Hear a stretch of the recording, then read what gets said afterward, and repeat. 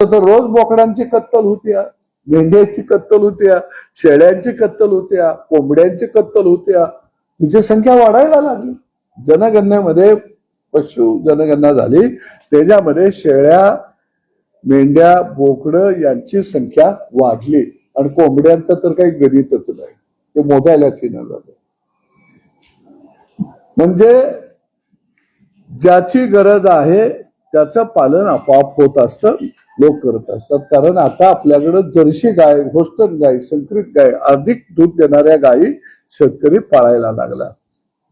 कारण भाकड जनावर सांभाळणं त्याला कठीण आहे. आणि त्याच धर्तीवरती वन प्राणी शेती जर करायला शेतकऱ्याला परवानगी दिली तर मला वाटतं की जंगलामध्ये अन्नासाठी भटकणारे जे गरीब प्राणी आहेत की जे हल्ला करत नाहीत त्यांचं पालन पोषण होईल, त्यांना अन्न मोठ्या प्रमाणामध्ये मिळेल.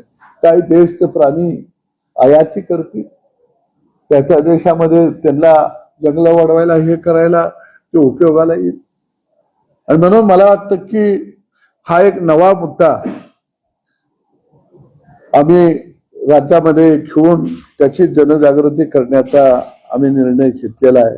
आणि दुसरं एक महत्वाचं आंदोलन शेतकरी संघटनेनं आणि रयत क्रांती संघटनेनं आम्ही घेतलेलं आहे, ते HTBT बियाणं.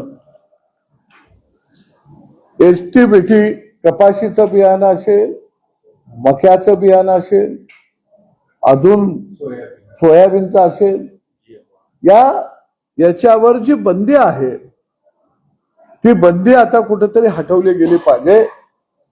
राज्यामध्ये जवळजवळ 40% आसपास आता HTBT बियाणं शेतकरी आपल्या शेतामध्ये पेरणी करत आहे. आणि आता एक आयुक्तांनी जाहीर काढलाय की HTBT बियाणं हे जे विकतील त्यांच्यावर कारवाई करा, जे पेरणी करतील त्यांच्यावर कारवाई करा, पथकं तयार करा. HTBT बियाणं अमेरिका आज त्याचा पेरा करत आहे, सोयाबीन मध्ये आहे, कपाशीमध्ये आहे, मक्यामध्ये आहे, वेगवेगळे देश करत आहेत. तुम्ही त्यांचं तेल आयात करत आहे, त्या वाहनाचं खाद्यतेल खायला.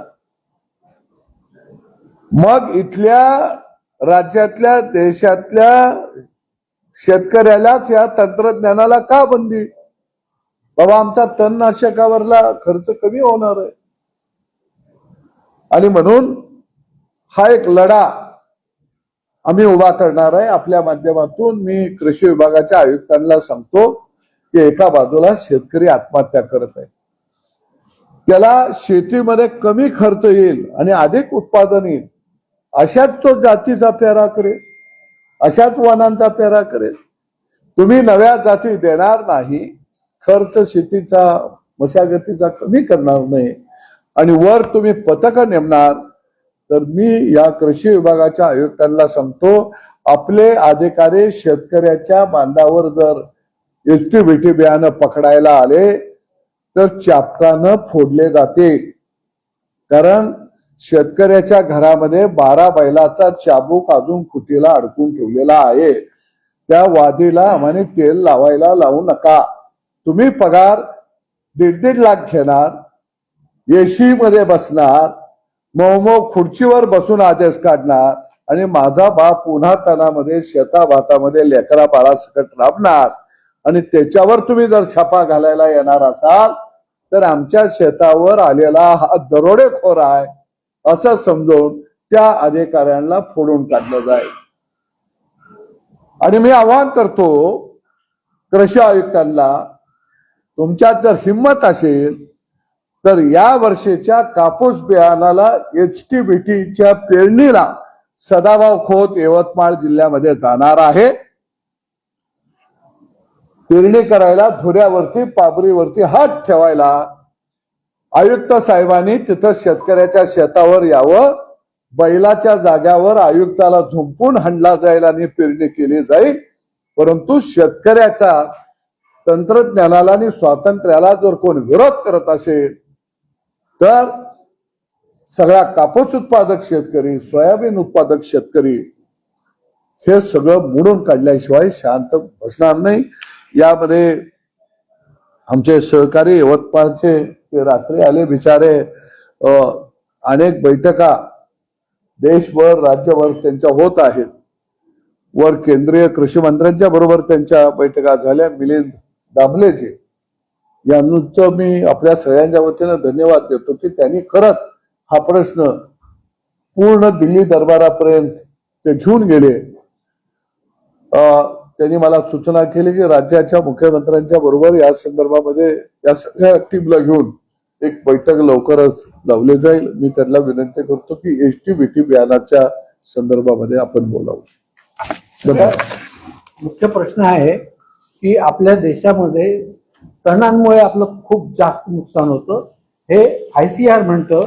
ICR नुसार भारतामध्ये तणांमुळे कापसाचं 40 ते 60% नुकसान होतं, सोयाबीनचं 10 ते 100% नुकसान होतं.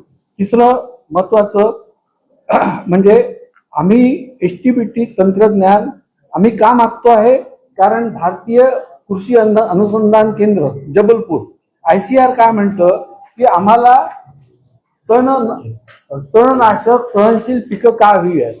त्याचं सगळ्यात महत्वाचं कारण ते देतात की वेगवेगळ्या प्रकारची तण शेतात उगवतात.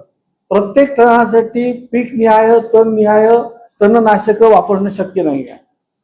दुसरी गोष्ट, आपल्या ज्या पारंपरिक पद्धती आहेत म्हणजे तण नियंत्रण करायच्या, विशेषतः आमच्या भागात ज्याला निंदन म्हणतात, तुमच्या भागात खुरपण म्हणतात, त्या अतिशय कंटाळवाण्या आहेत. तिसरी गोष्ट, आपण बैलाच्या वाटे जे डवरण वगैरे करतो त्याच्यामुळे बरेचदा झाडं उडून जातात. तिसरा सर्वात महत्वाचा मुद्दा त्यांनी हा सांगितलाय की भारतातला बहुसंख्य शेतकरी हा अल्पभूधारक आहे.